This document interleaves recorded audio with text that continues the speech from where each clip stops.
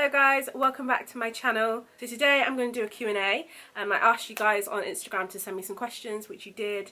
So yeah, I'm just going to do my makeup. I won't really be talking through what I'm doing. I'm just going to be answering questions. So yeah, let's get into it. My skincare is on and my eyebrows are gelled. And I'm just going to pop my tinted moisturiser all over. So the first question was tips on confidence. It's a tough one because I wouldn't really say, obviously it's different for everybody in terms of confidence. I luckily am someone that's never really struggled with confidence. Even when I was younger, I was always quite a confident child. But I know it's easier said than done, but I try to stress it to everybody about really honestly not caring what anybody else thinks apart from you. I don't mean it in the way of not caring, not taking anybody else's feelings into account, but it really does help when you are only living for yourself, if that makes sense. And obviously if you're struggling with confidence, that could be in different walks of life. So that could be with, I don't know, your social skills or how you look. I do think confidence is just something that comes, it does just come. For example, I always my main excuse for not doing YouTube for years was that I didn't have time and all the rest of it. But when I really think about it, not only did I make the excuse that I didn't have time, but it's also obviously very daunting coming online with no makeup on and not in your most vulnerable state, but you know what I'm saying. So in terms of looks for me, my whole life I was always worried about people seeing me with no makeup on. And now when I look back, and that was last year, now when I look back I think, what? If someone's saying bad stuff about me with no makeup on, am I going to know that they're sat at home saying bad stuff about me? I'm not. And do I think when I look in the mirror that I look bad with makeup? No, I don't. So confidence comes from within. That sounds really cringy, but it is true. And I just think as you grow as a person and put yourself out of your comfort zone, it does just come naturally. Okay, next question. Top 3 makeup artists for inspo. So I would probably say Nikki Makeup. I think her work is amazing. Granted, all of her work is on supermodels, so it is always going to look good. But yeah, I think she's great. Brooke Turnbull on Instagram, she does a lot of the PLT models and that kind of airbrushed look. And James Malloy, especially for more creative kind of inspo, he does a lot of graphic liner and really natural skin with really out there eyes. I think his work's amazing. I definitely think we are spoilt for choice these days when it comes to makeup artists for inspo. There's so many amazing people at the moment on Instagram that I follow. If I'm ever stuck for inspo for a look on myself or somebody else, I'll always go to their Instagrams. I've got way more other makeup artists that I take inspo from as well, but I'd say they are my top 3. Okay, next question. What is your least favourite thing about the makeup industry / being an MUA? That's a good question. I do absolutely love the industry that I work in, and I absolutely love being a makeup artist, but I would say one thing that is really difficult, I don't hate it or anything like that, but it is difficult these days, is because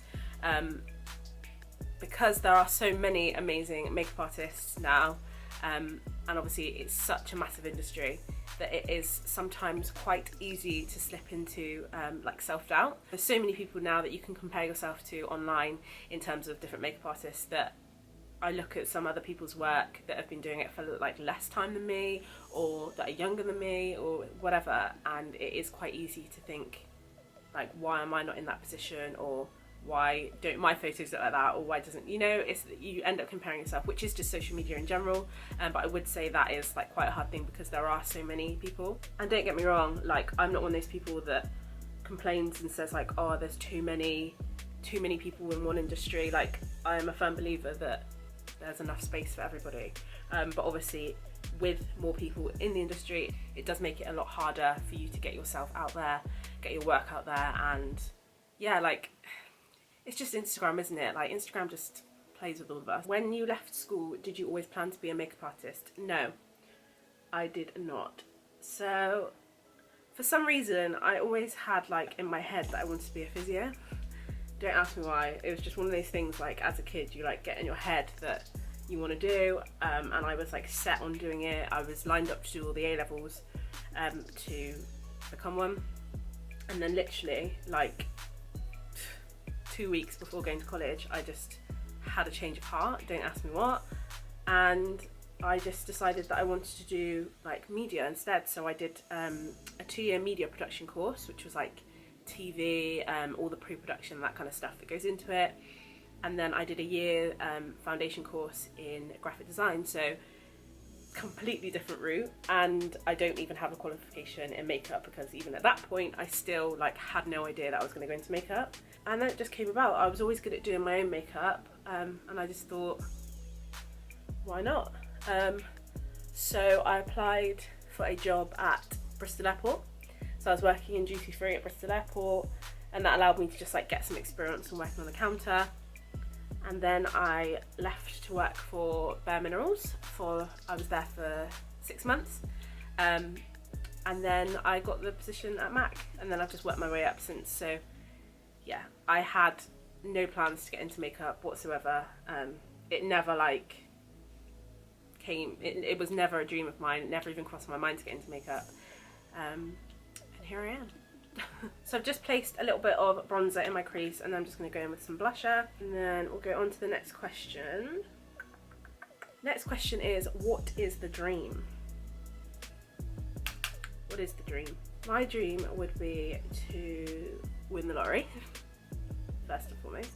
But no, my dream work-wise would be to own my own fashion brand or makeup brand. They're two things that I like absolutely love, and I'd probably say they're like my greatest passions. So yeah, makeup brand or fashion brand. Just curling my lashes, so I'm not going to do any falsies today for once, so I'm just going to pop on some of my MAC Extended Play Mascara. And the next question is, what is your favourite part about doing your makeup?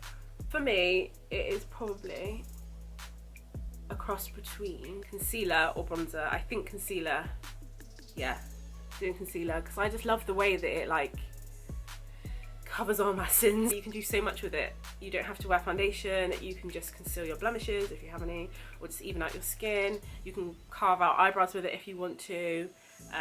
You can contour with it, you can do whatever with it. It's just a beautiful product. And yeah, and I'm that person that if a brand comes out with a new concealer, I want to try it. So yeah, definitely concealer. And also I feel that it's the one thing on my face that makes the biggest difference, because I have got quite dark under eyes. So without concealer, nah.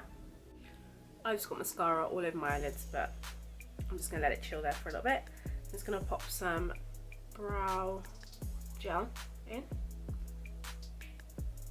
And the next question is, what is the weirdest, creepiest thing that has ever happened to you on a date?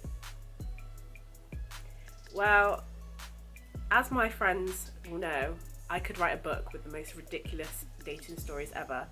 I don't really think any of it happened on a date though. There's one weird thing that I did find out on a date, that he was in rehab. But yeah, that's it. And you know, we can't judge, and yeah, let's leave it at that. My close friends will know that that story is the ghetto. Why do my eyebrows look like slugs? Okay, so last question whilst I do my lip, and I saved this question till last because it's my favourite one. What would be your last meal on death row? This is a very hard question. Like, I love food, so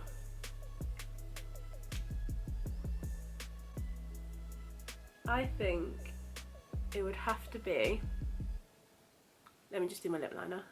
I think for starter, I would have any fried cheese, like fried brie, fried camembert, just a deep fried cheese. That is essential for a starter.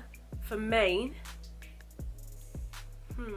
some form of like Chinese, but I would need a side of, so I'd need a Chinese, I'd need like I need my crispy chili beef, I'd need chicken fried rice, I need curry sauce, I need salt and chili chicken or prawns, but then on the side I would need a plate of sushi. Yeah, a big plate of sushi, big plate of Chinese, and then for dessert I would have, my favourite dessert is creme brulee. Obviously it's quite small, isn't it, creme brulee for your last meal? Like, you want to go out with a bang. Maybe for dessert I'd go with like apple crumble and custard because it's more filling. You don't want to die hungry, do you? Okay guys, and that is the end of this video. Yeah, thanks for watching. I really hope you enjoyed this video, and I'll see you next time. Peace out.